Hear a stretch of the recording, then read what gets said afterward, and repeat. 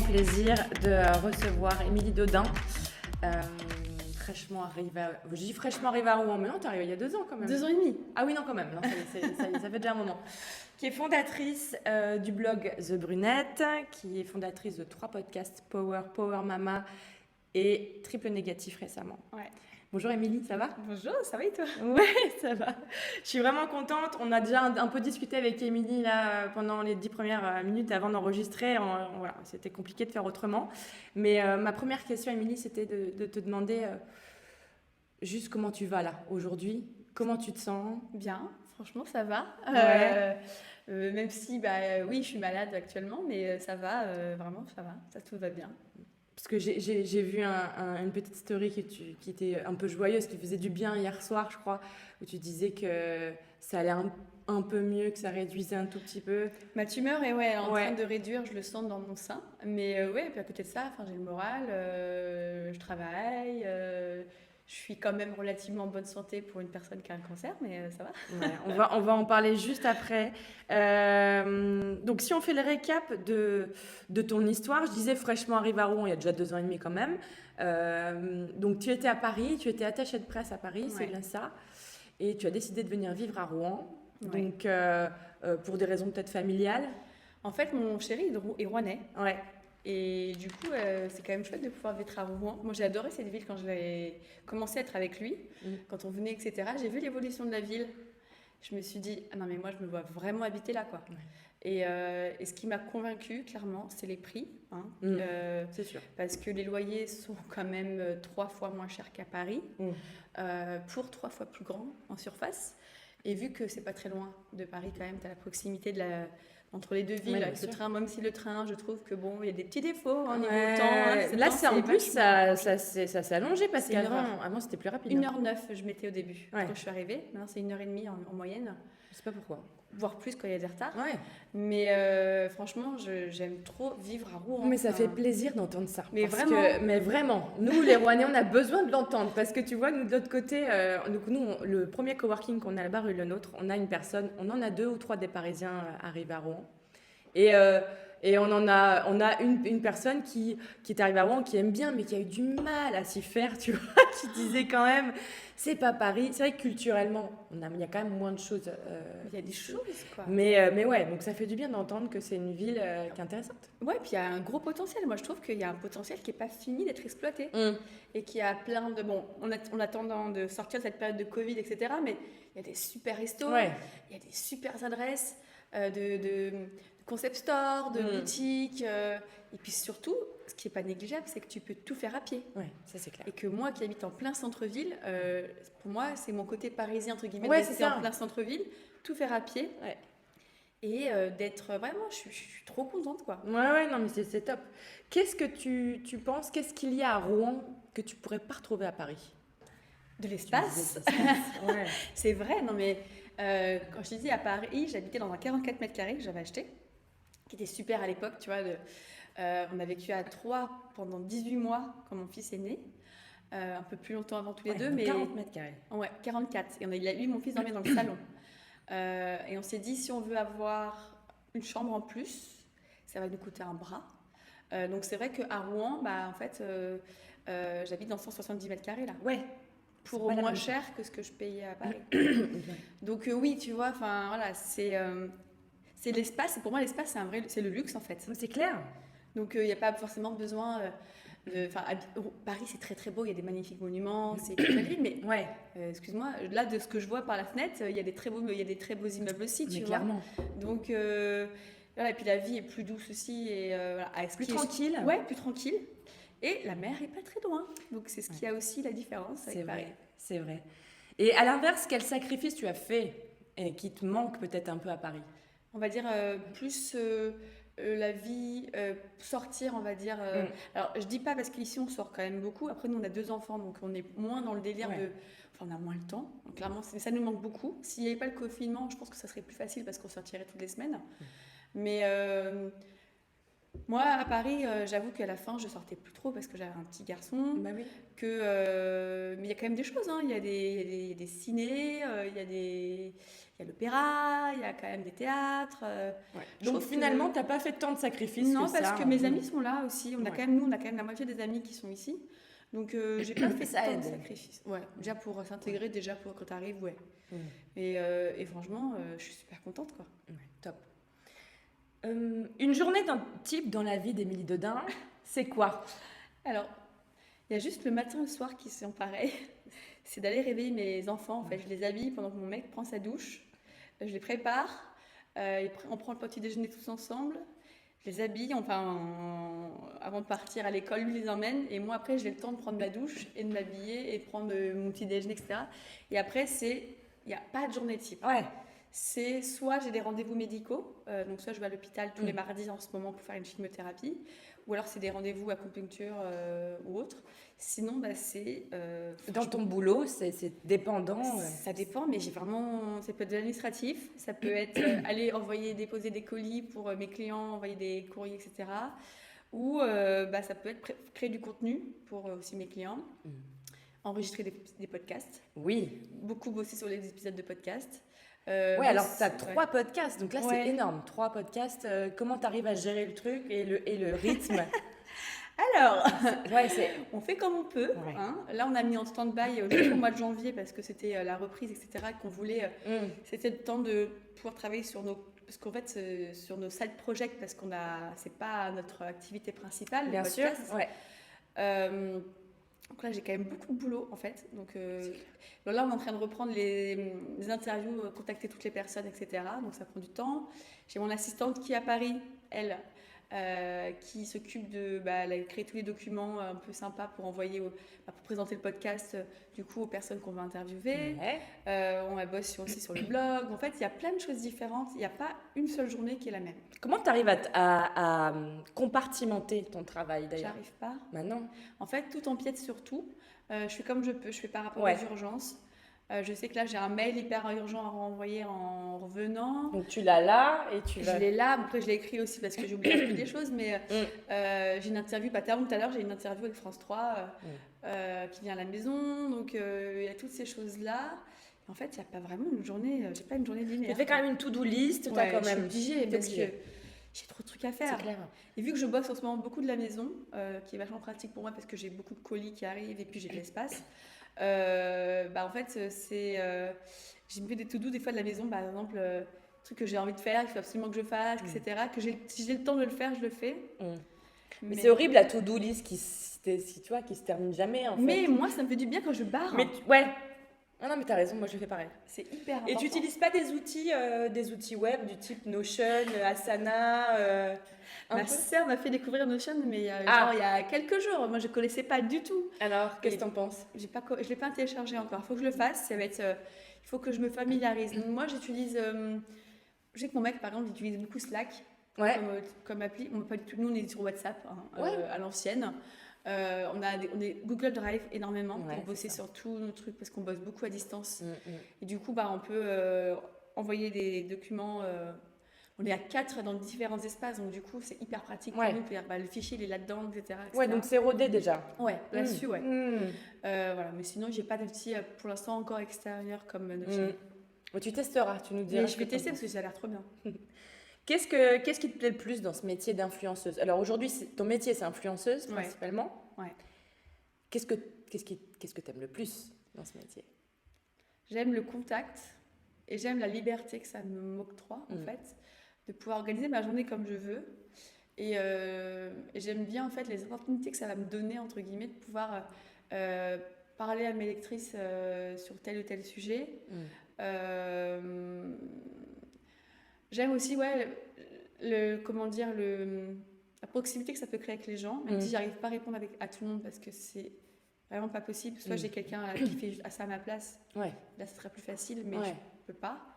Mais j'aime moi ce côté proximité que ça peut créer avec les gens, et j'aime le fait de montrer certaines choses. Tu vois, par exemple montrer Rouen à mes lectrices. Il y en a plein qui m'ont dit, mais je vais venir visiter la ville, ça a l'air trop cool. Génial. D'autres qui m'ont dit, j'habite Rouen depuis 10 ans, en fait, j'ai pas la même vision que toi de la ville. C'est clair. Ou alors, aussi communiquer sur des sujets importants comme le cancer, faire la prévention, mais du coup, utiliser les plateformes comme ça à bon escient. Et parce que là, tu es sur Instagram, est-ce que tu comptes beaucoup sur Instagram aussi quand même? Est-ce que tu continues d'écrire sur le blog? Alors, je continue sur le blog. Alors, en fait, ce qui s'est passé, c'est que j'ai écrit j'ai écrit un livre l'année dernière, en 2020, qui est sorti en mai. Ouais. Et en fait, l'écriture m'a pompé toute mon énergie, mais vraiment. Et je ne me rendais pas compte. Et en fait, j'ai eu beaucoup de mal à revenir sur le blog, à réécrire des articles maternité, réécrire des choses. Tellement ça a été un travail un peu vampirique, quoi. Et du coup, il faudrait que je me remette. Donc là, je me remets à écrire beaucoup dans mon téléphone. En fait, dans l'application Notes. Ouais. J'écris tout. J'écris des articles. Et c'est comme ça, d'ailleurs, sur mon livre, j'écris des chapitres entiers comme ça. Donc, t'es dans la rue, je suis en train d'écrire, je pense à un truc, tout de suite, je le note. Et du coup, après, je développe. Et c'est comme ça que j'écris vraiment des chapitres de mon livre. Et c'est comme ça que je me dis, il faut vraiment que je me remette à écrire sur le blog. Mais c'est hyper chronophage. Donc, je vais le refaire. Mais c'est vrai que je le garde. Enfin, le blog, pour moi, c'est grâce à lui que j'en suis là. Ouais, c'est ça. Et il ne dépend pas d'un algorithme, contrairement à Instagram. Donc, exactement. Et il m'appartient, donc c'est hyper important. Et je pense que le temps d'écriture, comme il est plus long, je pense que tu as besoin de te poser peut-être davantage quand tu sais que tu vas écrire ton article sur le blog. 3 lignes sur Instagram. Ouais, c'est ça. À l'inverse, qu'est-ce qui t'agace le plus dans ce métier? Le fait qu'on prenne pour Google. Ah oui, c'est ça. Parce que tu vois, j'essaie vraiment de lâcher le travail au maximum. Quand j'ai le lien, je mets le lien. Quand je parle de plein de choses, en fait, les gens, des fois, ils prennent pas le réflexe de faire une capture d'écran. Ouais. Du coup, on me demande des trucs 20 fois. Alors que souvent, c'est sur le blog ou alors c'est en story dans la une. Ou alors, des fois, il suffit juste de chercher par soi-même, tu vois. C'est souvent pour les mêmes raisons, souvent pour les restos, les adresses, les choses comme ça? Non, ça arrive des fois là-dessus, bien sûr. Mais tu vois, par exemple, là, sur Noël, c'était sur la box solidaire, tu vois. Ouais. Alors qu'une recherche Google te donnait toutes les adresses à un moment pour pouvoir déposer. Et à un moment, je l'avais fait 1 fois, 2 fois. Et après, 3e fois, j'ai dit, vous cherchez sur Google, c'est plus facile à trouver, quoi. Ou alors, c'est le seul moyen de pouvoir te parler et d'avoir un contact avec toi. Non, je pense que c'est vraiment la flammitude. Flemme. Mais envoyer un message sur Instagram. Ouais, alors que franchement, ça prend 2 secondes. Et je pense que c'est une habitude que les gens ont de demander. Je sais que, alors que Google est vraiment ton ami. Ouais. Et c'est un truc que je dis vraiment, Google is your friend, tu vois. Voilà. Moi, c'est mon meilleur ami, pour trouver plein de trucs. Donc, mais c'est clair. Ça peut être de tout le monde. Mais c'est bien fait, pour ça, c'est vraiment le but. Si tu n'avais pas fait ce métier-là, si tu n'avais pas eu ces opportunités-là, qu'est-ce que tu aurais fait de ta vie? J'aurais continué à être attachée de presse, je pense. Je sais pas, il y a plein de choses que j'aurais voulu faire. Je sais pas si je l'aurais fait ou pas. Mais ouais, j'étais attachée de presse, donc j'aurais continué peut-être dans ce métier-là. T'étais attachée de presse dans un bureau de presse mode. D'accord. À Paris. J'ai fait aussi dans une agence de com, j'ai fait plein de choses différentes, dans une boîte de pub. Enfin, j'ai fait plein. T'as aimé bosser dans ces milieux-là, d'agence et tout? Alors, c'est un milieu particulier. J'ai détesté le côté, la pression qu'on a pour un salaire de misère. Parce qu'en plus à Paris, c'est pas les mêmes salaires c'est pas le même niveau de vie ici qu'ici, on va dire, où le salaire serait peut-être plus acceptable. Mais j'ai pas aimé ça, mais par contre j'ai adoré les collègues que j'ai fait, parce que j'ai fait mes meilleurs amis dans ces agences. Ah. Ouais. Mes 2 meilleures amies, Émilie, mon associée, je l'ai rencontrée dans une agence. D'accord. Anne-Caroline, qui est une de mes meilleures amies, qui était ma stagiaire avant, qui est devenue mes meilleures amies, qui bosse maintenant chez Cézanne. Ouais. Enfin, tu vois, c'est des gens que tu as rencontrés en agence quand même. Ouais. Donc ça va. Et même mes anciens collègues, la dernière agence que j'ai fait, le dernier bureau de presse, je leur parle toujours, c'est des amis, quoi. Ah bon, top. Donc ça, c'était vraiment chouette. Donc tu vas sûrement continuer là-dedans. Bon, on le sait, on en a parlé un peu au début. En ce moment, tu traverses une période un petit peu complexe, qui est un peu difficile à gérer, puisqu'on t'a détecté donc un cancer triple négatif, un cancer du sein. Je te le disais tout à l'heure, et je vais le redire là, parce que on a parlé un peu avant, mais moi, je trouve que tu as un courage assez incroyable. Et tu me disais, mais j'ai pas le choix.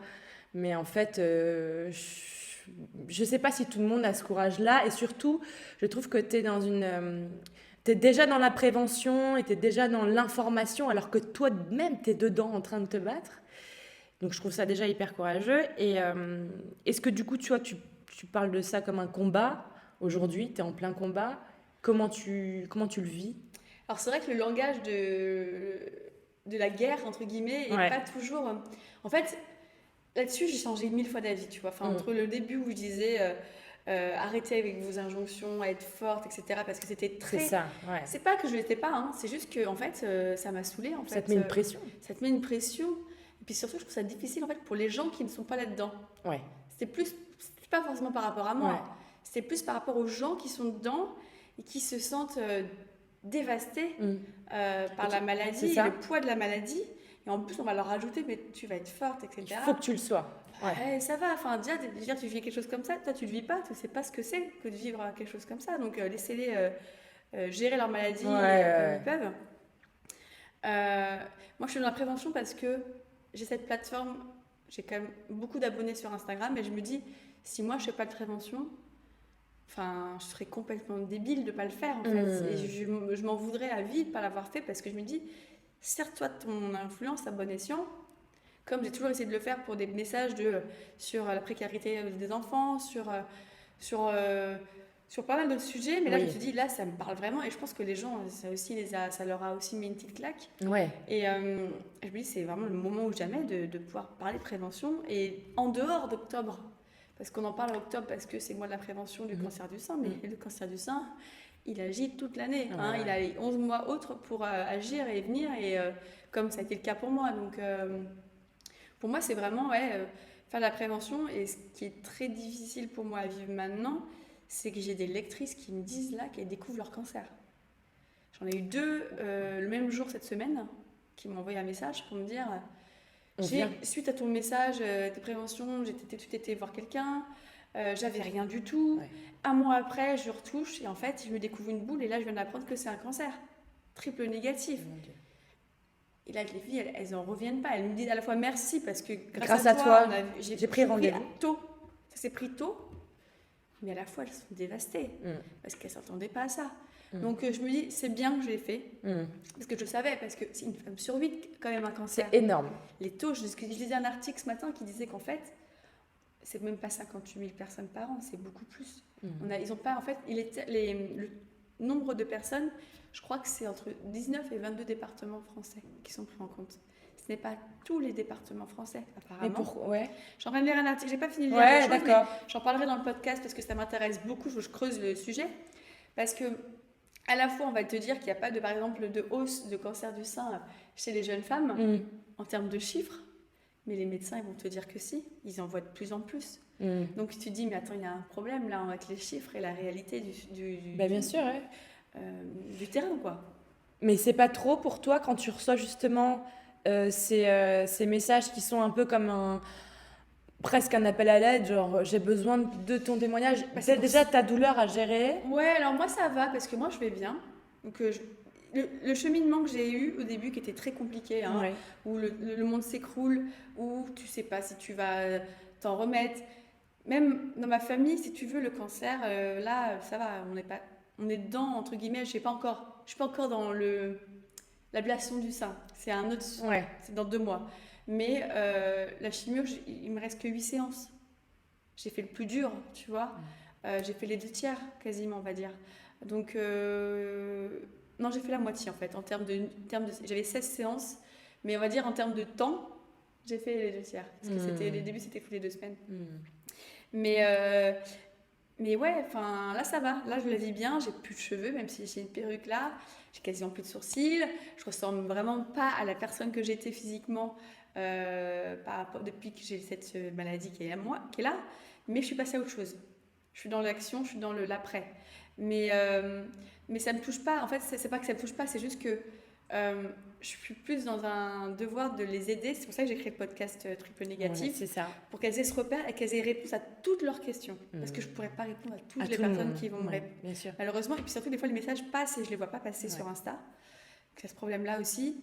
Et je me dis, si elles peuvent avoir ce soutien-là, elles vont avoir ce soutien. Et c'est vraiment pour ça que je l'ai créé. C'est pas pour moi. Oui, bien sûr. C'était vraiment avoir ce côté, il faut que je les aide. Il faut que j'ai quelque chose où elles aient un support, quelqu'un qui les comprenne ce qu'elles vont vivre. Toi, tu as eu les infos dont tu as eu besoin au moment... Non. Parce qu'en fait, le triple négatif, en fait, j'avais pas de copine qui avait eu ce cancer-là, parce qu'il n'y a pas un cancer, mais 4 cancers du sang. Oui, c'est ce que j'ai appris Ouais, dans ton podcast, justement, dans le podcast Power, tu as déjà parlé de ça. Ouais. Et donc, j'ai appris ça aussi, d'accord. Et c'était une première claque, déjà, quand je m'en suis rendu compte de ça. Et en fait, des gens de mon entourage qui ont eu un cancer du sein, elles n'ont pas du tout eu le même que moi. Donc déjà, ça m'a aidé d'en parler avec elles parce qu'elles comprennent ce que je vis. Mais le triple négatif, c'est un cancer qui est quand même sournois parce qu'il touche les femmes de moins de 40 ans et il se guérit mal. Et il y a un gros taux de récidive sur ce cancer. D'accord. Et ça, c'est quelque chose dont on ne parle pas du tout. Bah ouais. Et j'avoue que c'était une grosse claque quand je l'ai découvert. Bien sûr. Ça. Donc voilà, c'est pour ça. T'as trouvé de l'aide chez les médecins? T'as trouvé de l'aide Grâce à une page Facebook, un groupe Facebook en fait de femmes qui ont ce cancer-là, les triplettes. D'ailleurs, on est sur un combat ensemble qui s'appelle #mobilisation triplette pour qu'on ait les mêmes soins qu'à l'étranger. D'accord. En fait, c'est en France, pour le triple négatif, on n'a pas forcément accès à l'immunothérapie. D'accord. Qui peuvent aider les femmes qui sont métastasées, donc c'est-à-dire qui ont du cancer qui s'est propagé, malheureusement, et qui sont normalement incurables. Donc, en fait, l'immunothérapie leur permet en fait, de gagner de l'expérience de vie, de pouvoir voir leurs enfants grandir. Et moi, en fait, le but, c'est vraiment qu'on essaie de se battre là pour pouvoir parler de ce cancer et qu'on ait accès à ce traitement qui commence à arriver en France, enfin. Parce qu'avant, les gens étaient obligés de partir à l'étranger pour se faire soigner. D'accord. Ça leur coûtait 95 000 € pour la première injection. Enfin, on a quand même un système en France où on est quand même très bien couvert. Bien sûr. Mais là-dessus, il y avait un peu de retard sur l'immunothérapie. Ils ont enlevé... bref, c'est tout un vaste sujet là-dessus. Mais là, le but, c'est que ça arrive en France et ça revient en France. Donc tant mieux. Ok. Est-ce que tu peux nous dire à ce stade déjà, et c'est pas forcément une question évidente, mais si la maladie a révélé quelque chose de toi, est-ce que tu as un peu ouvert les yeux sur certains aspects de la vie? Est-ce qu'elle t'a, malgré tout, dans cette difficulté affreuse, et on ne la souhaite à personne, mais est-ce que ça t'a ouvert les yeux sur quelque chose? Est-ce que ça a eu des révélations? Oui, juste sur le fait que la vie, elle est courte. Ouais. Et qu'il faut profiter et qu'il y a des tracas du quotidien, tu vois, tu vas être agacé par telle ou telle chose. Ça me glisse, quoi. Ouais, là, ça y est. Ça me glisse. Et surtout, d'aller à fond. Mes projets, tu vois, c'est pour ça que j'ai créé le 3e podcast Triple Négatif, que j'ai d'autres projets en cours que j'aimerais faire. Je me dis, en fait, je vais les faire parce que j'aurai 0 regret de ne pas l'avoir fait. Et qu'en fait, dans la vie, tu vois, des fois, tu mets beaucoup de temps à faire quelque chose, tu te dis non, ça va pas marcher, non, machin. Ouais. Tu mets beaucoup... En fait, foncez, quoi. On n'a qu'une vie. Au pire, c'est pas un échec, c'est une expérience qui a été... c'est une expérience, un échec, entre guillemets, de ne pas aller au bout d'un projet. On voit que c'est un échec. Non, ça n'est pas un échec, c'est une expérience. Et moi, je me dis, je vais aller au bout de toutes mes expériences. Voir si ça marche, c'est ce que tu vas essayer de transmettre à tes enfants, à tes 2 enfants. D'aller jusqu'au bout et que voilà, j'espère vraiment que je ne vais pas avoir de problème de métastase ou autre chose, mais qu'il faut aller au bout de ça, de toutes leurs envies, etc. Et au bout des projets. Tu en parles un peu à tes enfants de ce qui se passe? Ils le voient quand même, je suis devenue chauve. Ouais. Ils te posent des questions? Au tout début, vite fait. Et maintenant, ils s'en fichent. Je les ai rassurés que je leur dise ce qui se passe parce que j'ai une petite fille qui avait 1 an juste la veille du diagnostic. Je lui ai expliqué, ça l'a calmée parce qu'elle se mettait à faire des terreurs nocturnes. Plus du tout maintenant. Mon fils, je lui ai expliqué et voilà. On va passer à ça va être l'avant-dernière partie du podcast. C'est un questionnaire qu'on appelle le toaster. Okay. On le teste avec toi d'ailleurs. Donc le toaster, c'est 6 questions rapides, 6 réponses rapides. Ok. Simple. Ton jour de la semaine préféré? Le vendredi. Pourquoi? Parce que c'est la veille du week-end. Et voilà, comme tout le monde. Le film ou la série que tu regardes quand t'as un gros rhume et que t'es sous ton plaid? J'avoue que j'adore Sex and the City, qui en fait, je l'ai re-regardé à cause du cancer, parce que dans la saison 6, Samantha Jones a un cancer du sein. D'accord. J'avais oublié cette période et je l'ai regardée, elle m'a fait mourir de rire. Et en fait, ça m'a fait du bien. C'est une série doudou, quoi. Moi, je suis exactement avec... Et c'est marrant parce que c'est la même actrice à chaque fois. Mon mec le sait, quand je suis pas bien, je veux Sarah Jessica Parker, mais dans n'importe quel film, je la veux elle. Tu vois. Tu sais que là, t'as vu qu'ils vont ressortir... Il y aura pas Samantha Jones parce qu'ils sont pas copines. Ah bon? D'accord. Elles sont pas copines dans la vraie vie, donc elle n'a pas accepté d'être dans le 3e. Tu m'apprends quelque chose. La musique ou la playlist que tu mets pour un apéro entre filles pour démarrer la soirée? J'avoue, j'adore écouter Taylor Swift. Et j'ai un vrai souci parce qu'il y a des gens qui ne comprennent pas, mais elle a créé déjà 2 super albums en 2020. J'adore ces 2 albums folk qui sont incroyables les 2. D'accord. Et je mets ce genre de musique et après je me fais un peu... Parce qu'en fait la musique pour moi quand je partage ma playlist, une certaine playlist, c'est trop personnel et j'ai l'impression d'être jugée pour la musique que j'écoute. Ah oui. Alors je me mets des fois des albums, alors j'adore Taylor Swift, c'est des albums là justement folklore, ou alors je suis sur Deezer ou Spotify, je mets une playlist soirée, machin et hop. Bah c'est quoi ta musique un peu honteuse là que t'as pas envie de partager toi? Non, c'est des musiques un peu de lover, tu vois. Ouais. Ta golden hour à toi, l'heure de la journée où tu te sens le mieux? Alors, quand les enfants sont couchés, genre 21h avec mon mec. Alors là, je peux pas trop le faire, mais un verre de vin, rouge, une série, un film. On est sur notre canapé, on regarde des vidéos proches, tu vois, on lance un truc et c'est le meilleur moment. Ouais, je suis d'accord. T'es plutôt The Crown ou Bridgerton là en ce moment? J'ai vu les deux. T'as vu les deux? J'ai fini Bridgerton que j'ai binge-watché comme pas permis. J'ai adoré. C'est exactement ce que j'avais besoin de regarder. The Crown, je l'ai pas terminé du tout. En fait, c'est une série pour moi qui se regarde attentivement, sérieusement. Exactement. Et, à l'inverse de Bridgerton. Ouais, qui est un bonbon.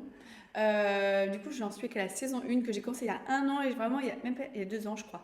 Que je regarde vraiment comme ça, mais c'est ma série que je vais regarder un peu comme Downton Abbey, mais en fond, et t'as besoin de... Non, pas en fond, en m'imprégner, bien regarder, être attentive et justement pas faire autre chose à côté. D'accord. Et enfin, ton plat rassurant, le plat qui te fait du bien. Il y en a plein. Oh mon Dieu, j'aime bien les coquillettes, jambon, un peu fromage, œuf, un œuf coulant là. Sinon, j'adore le tiramisu. Mais il y a plein de trucs que j'adore. Bah, faut te faire ça. Les coquillettes jambon, tiramisu. Et là, on est sûr de te faire plaisir. Là. Ouais, mais j'adore les coquillettes jambon. J'avoue que j'adore ça, quoi. Ouais. Un peu de Mama Shelter, il fait un très bon coquillette jambon truffe. Bien sûr, j'adore. Mais il y a aussi à Paris, je sais plus où est-ce que j'allais manger. Non, chez Blotti ici. Oui, il est très bon. Très bon. Émincé parfaitement le jambon. J'adore. Ouais. Ok, donc ma dernière question, c'est quel est ton prochain projet, puisque tu es la fille aux 1000 projets. Qu'est-ce qui va se passer là pour la suite? Alors, il y a 3 trucs différents. Alors, je vais dire les choses. Il y en a fait 2 ans qu'on est en train de bosser sur un projet avec mon associé sur Power Mama. Donc, en dehors, vraiment un vrai projet de vie. Ok. J'aimerais lancer des livres pour enfants. Yes. Je me dis, tant qu'à faire, c'est un projet que j'aimerais faire. J'ai trouvé quelqu'un, je pense, pour les dessins. Et j'aimerais faire un livre du coup sur le cancer aussi. J'avais une maison d'édition qui m'avait approché, donc voilà, c'est déjà... 3 projets, c'est déjà pas mal. Oui. À quel moment tu vas caser ça dans ton agenda? J'écris des choses en fait pour le podcast là déjà. D'accord. Très négatif, des épisodes, je les écris, je vais parler. Du coup, je me dis ça peut toujours servir pour le livre. Ouais, exactement. T'as raison. Voilà.